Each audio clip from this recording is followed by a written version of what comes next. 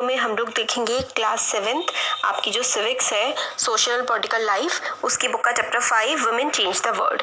तो इससे पहले की जो चैप्टर है उसमें आपने पढ़ा था कि वुमेन जो है घर में काम करती हैं और उनके काम को कोई भी रिकॉग्निशन नहीं मिलती है कि भाई ये कोई पैसा तो कमा नहीं रही है तो उनके काम को इतनी इंपॉर्टेंस नहीं दी जाती है। हम लोगों ने देखा कि हाउस होल्ड वर्क जो है वो एक फुल टाइम जॉब है, मतलब सुबह से लेकर रात तक बिल्कुल भी एक तरह से के नॉन स्टॉप वर्क है, फिर भी उसके लिए कोई पैसे नहीं मिलते, उसको रिकॉग्निशन नहीं दी जाती है। और फिर इस वाला जो चैप्टर है इसमें हम देखेंगे कि जो विमेन है उनके लिए कौन सा जो ऑक्यूपेशन है वो माना जाता है कि सूटेबल है, अच्छा है, ये वाला काम विमेन को करना चाहिए, ये वाला नहीं करना चाहिए। विमेन ने किस तरीके से इक्वालिटी के लिए, समानता के लिए स्ट्रगल की है और एजुकेशन प्राप्त की है और अलग अलग रोल्स में विमेन अब आई हैं और किस तरीके से उन्होंने डिस्क्रिमिनेशन, भेदभाव का सामना किया है। तो देखते हैं,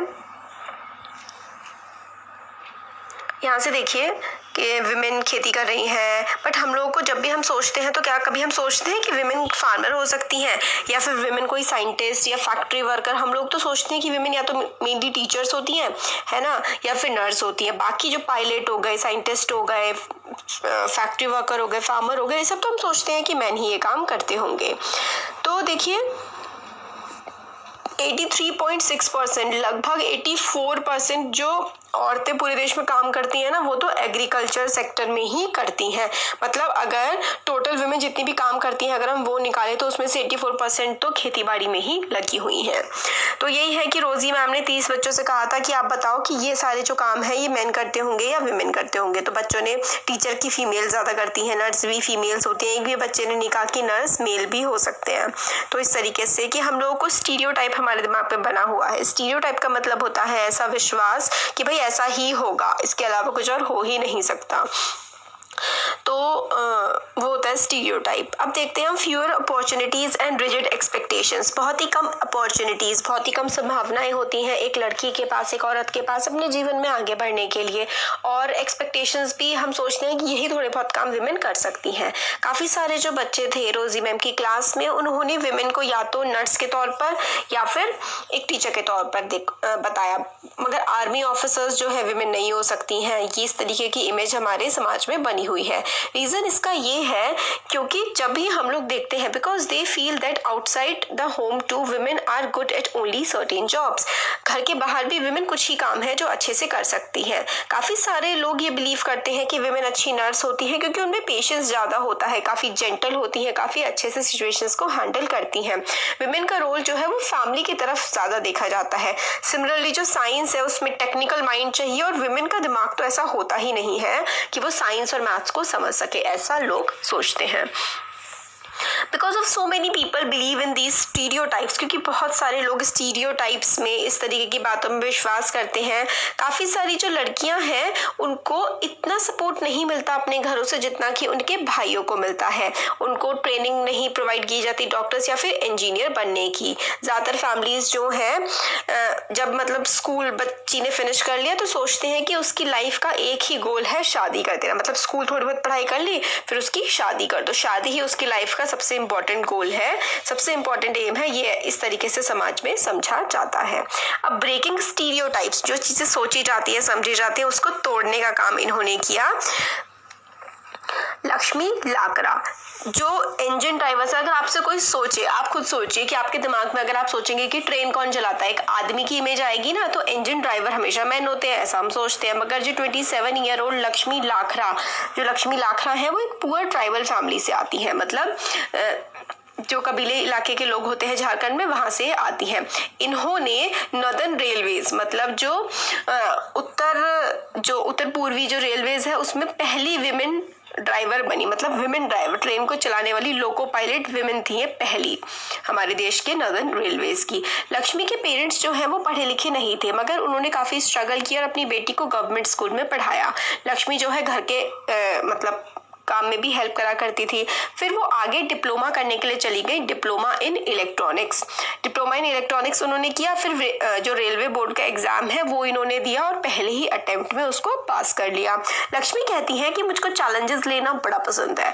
जब कोई कहता है कि लड़कियां ये काम नहीं कर सकती हैं तो मैं वो काम जरूर करती हूँ, उसको पूरा कर देती हूँ। लक्ष्मी कहती हैं कई बार उनकी लाइफ में ऐसे मतलब चांसेस आए जब वो लेना चाहती थी इलेक्ट्रॉनिक्स, और जब वो मोटरसाइकिल चलाती थी, जब वो पॉलिटेक्निक कर रही थी, और जब उन्होंने इंजन ड्राइवर बनने की सोची। तो इन सब चीज़ों में लोगों ने कहा कि ये सारे लड़कियों के काम थोड़ी ना है, इलेक्ट्रॉनिक्स में तो फिजिक्स मैथ्स होती है, ये लड़कियों का काम थोड़ी ना है, मोटरसाइकिल चलाना लड़कियों का काम थोड़ी ना है, इंजन ड्राइवर बनना लड़कियों का काम थोड़े ही ना है, बट इन्होंने ये सब किया। तो ये कहती है कि मेरी तो सिंपल सी फिलॉसफी है कि एज लॉन्ग एज की मुझे खुशी मिल रही है, मुझे मज़ा आ रहा है, मुझे अच्छा लग रहा है और मैं किसी को नुकसान नहीं पहुंचा रही हूँ और मेरे पेरेंट्स भी उससे खुश हैं, तो वो काम मुझे करना चाहिए। और मैं वैसा लाइफस्टाइल क्यों ना जीऊँ जिसमें मैं खुश रह सकूँ और मेरे पेरेंट्स भी खुश रह सकें, है ना। तो ये एक विमेन है जिन्होंने सारे स्टीरियोटाइप्स को, सारे बंधनों को और सारी सोच को तोड़ करके एक अलग ही काम किया है। इस चैप्टर में हम काफ़ी सारे ऐसी ही विमेन के बारे में पढ़ेंगे। ये इंपॉर्टेंट है समझना कि that we live in a society, हम ऐसी सोसाइटी में रहते हैं जिसमें चिल्ड्रन जो है ना वो काफ़ी सारे प्रेशर्स फेस करते हैं, काफ़ी सारे दबाव पड़ते हैं बच्चों पे अपने जीवन में। कई बार उनको मतलब बहुत सारे एडल्ट्स की, अपने बड़ों की डिमांड्स पूरी करनी पड़ती हैं। कई बार उनको अनफेयर टीजिंग का मतलब होता है चिढ़ाना। कभी भी किसी फ्रेंड को चिढ़ाना नहीं चाहिए, किसी को भी नहीं चिढ़ाना चाहिए। उसको, जिसको चिढ़ाया जाता है ना, उसके दिमाग पर बहुत बुरा असर पड़ता है इस चीज़ का। तो देखिए, बच्चों को कई बार अपने बड़ों की सुननी पड़ती है, बहुत ज़्यादा अनफेयर डिमांड्स पूरी करनी पड़ती है। कई बार क्या होता है कि जो दूसरे उनके फ्रेंड्स उनको चिढ़ा रहे होते हैं वो उन्हें झेलना पड़ता है। बॉयज़ को प्रेशर दिया जाता है कि उनको जॉब करनी है, एक अच्छी सैलरी कमानी है, और अगर बॉयज़ जो हैं वो इस तरीके से बिहेव नहीं करते जैसे लड़कों को बिहेव करना चाहिए तो उनको चिढ़ाया जाता है। जैसे कि हम लोगों ने क्लास 6 में भी पढ़ा था कि अगर बचपन में ही बच्चा रोता है, लड़का रो रहा होता है, उससे कहते हैं कि लड़के रोते नहीं हैं। ठीक है, तो एक हमें स्टोरी इसमें छोटी सी दी गई है कि जेवियर जो है वो काफ़ी ज़्यादा हैप्पी है, काफ़ी खुश है, उसका 10th क्लास का रिजल्ट आया है, जबकि उसके साइंस और मैथ्स में अच्छे नंबर नहीं आए हैं, मगर उसके जो फेवरेट सब्जेक्ट है हिस्ट्री और लैंग्वेज, मतलब इंग्लिश और हिंदी वगैरह, इसमें उन्होंने काफ़ी अच्छा स्कोर किया है जेवियर ने। मगर उनकी जो मदर है, माई गुडनेस की, मतलब जेवियर तुम्हारे मैथ्स में सिर्फ 65% मार्क्स आए हैं, फिजिक्स में भी इतने कम मार्क्स हैं। तो जेवियर बोलता है हाँ मम्मा मुझे पता है, बट मुझे मैथ्स और साइंस ये सब बिल्कुल भी पसंद नहीं है, मैं तो हिस्ट्री पढ़ना चाहता हूँ। तो उनकी मदर कहती है हिस्ट्री, तुम्हारे फ्यूचर का क्या होगा, तुम्हें अच्छी जॉब कहाँ से मिलेगी, हिस्ट्री में कोई स्कोप नहीं है। तो फिर जेवियर बोलता है बट मेरे को साइंस या मैथ्स पसंद नहीं है। तो उसकी मदर कहती है कि भाई सेंसिबल बनो, मैथ्स लो और साइड बाय साइड कंप्यूटर पढ़ो, क्योंकि कंप्यूटर से ही तुम्हें अच्छी जॉब मिल सकती है। तो इस तरीके की बातें लड़कों से एक्सपेक्ट किया जाता है, वो मैथ्स और साइंस पढ़ें और जॉब करें। अब आगे देखिए यहाँ पर लर्निंग फॉर चेंज। स्कूल जाना काफ़ी ज़्यादा एक्सट्रीमली इंपॉर्टेंट पार्ट होता है किसी की लाइफ का। As more and children enter school every year, ज़्यादा से ज़्यादा बच्चे अब जो है स्कूल में एंटर कर रहे हैं। हम लोग को लगता है कि ये तो बिल्कुल ही नॉर्मल सी चीज़ है कि बच्चा स्कूल जाए। आज इस इमेजिन करना भी डिफ़िकल्ट है कि today it is difficult for us to imagine that school and learning could be seen as out of bounds and not appropriate for some children। तो आज ये सोचना भी मुश्किल है कि कुछ सालों पहले, कुछ मतलब 100-200 साल पहले पढ़ाई लिखाई करना किसी के लिए बहुत ही ज़्यादा गलत समझा जाता था। पास्ट में, पुराने समय में जो रीडिंग की स्किल है, राइटिंग की स्किल है, ये बहुत ही लोगों को, मतलब पढ़ना लिखना बहुत कम लोगों को आता था। ज़्यादातर बच्चे जो हैं वो अपनी फैमिली से या फिर अपने बड़े लोगों से ही पढ़ना लिखना सीखते थे। गर्ल्स जो हैं उनकी सिचुएशन तो बहुत ही ख़राब थी। कम्युनिटीज़ में सिर्फ लड़कों को ही पढ़ाया जाता था, पढ़ाया लिखाया जाता था। डॉटर्स, बेटियों को अल्फ़ाबेट, शब्द सीखना भी नहीं सिखाया जाता था। फैमिलीज़ में जहाँ पर जैसे कि पॉटरी, घड़ा वगैरह बनाने की बात चल रही है, तो उनको भी पॉटरी बनाने दिया जाता था लड़कियों को। लड़कियाँ मिट्टी लेकर के आती थी, मिट्टी को वो करती थी, पानी वानी मिलाती थी उसमें, है ना, वो सब काम करती थी। चाहे वीवर हो, क्राफ्ट हो, है ना, ये सब उन्हें सिखाया तो जाता था, मगर उनका रोल ना सिर्फ सपोर्टिव के तौर पर लिया जाता था। जैसे कि विमेन मड प्रिपेयर कर देंगी, पॉट के लिए प्रिपेयर कर देंगी सब कुछ, मगर जिस चक्के पे गोल गोल घुमा करके घड़ा बनता है वो उस घड़े पे एक आदमी ही काम करेगा। मतलब विमेन को कोई इंपॉर्टेंट काम करने नहीं दिया जाता था। तो 19th सेंचुरी में काफ़ी आइडियाज़ जो है ना कि एजुकेशन और लर्निंग, पढ़ना लिखना ज़रूरी है, ये काफ़ी ज़्यादा आगे बढ़ करके आए। स्कूल जो है काफ़ी थोड़े थोड़े से कॉमन होने लगे। That had never learn reading and writing started, जिन लोगों ने कभी भी पढ़ाई लिखाई नहीं करी थी उन्होंने अपने बच्चों को स्कूल में भेजना शुरू कर दिया। बट इसका काफ़ी ज़्यादा अपोजिशन हुआ जो लड़कियों को पढ़ाया जाता था उस टाइम पर भी। काफ़ी सारी विमेंस ने ये एफर्ट किया कि वो स्कूल खोलेंगी लड़कियों के लिए और उन्होंने पढ़ना लिखना खुद से ही सीखा। ये देखिए पंडिता रमाबाई की पिक्चर है। इनको पंडिता क्यों कहा जाता है? तो ये पंडिता रमाबाई कभी भी स्कूल नहीं गई थी। इन्होंने जो पढ़ाई लिखाई है ना वो अपने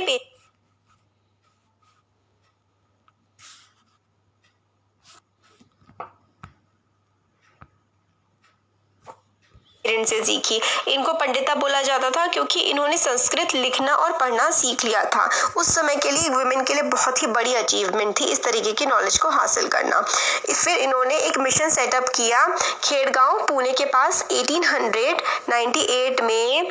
खेड़गांव पुणे में इन्होंने एक मिशन सेटअप किया जिसमें जो विधवा औरतें और गरीब औरतें उनको एनकरेज किया जाता था ताकि वो लिटरेट बने और इंडिपेंडेंट बने, मतलब पढ़े लिखे और खुद एक काबिल बने, खुद पैसा कमा सके।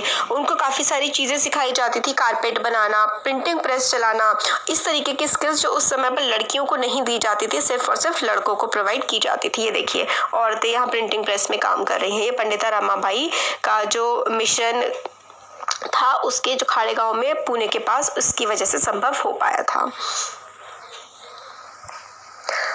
अब हम राज सुंदरी देवी के एक्सपीरियंस के बारे में पढ़ते हैं। राज सुंदरी देवी जो थी इनका जन्म वेस्ट बंगाल में हुआ था आज से लगभग 200 साल पहले। जब वो 60 साल की थी उन्होंने अपनी ऑटोबायोग्राफी लिखी थी बांग्ला में। ऑटोबायोग्राफी होता है मतलब अपने ही जीवन के बारे में लिखना।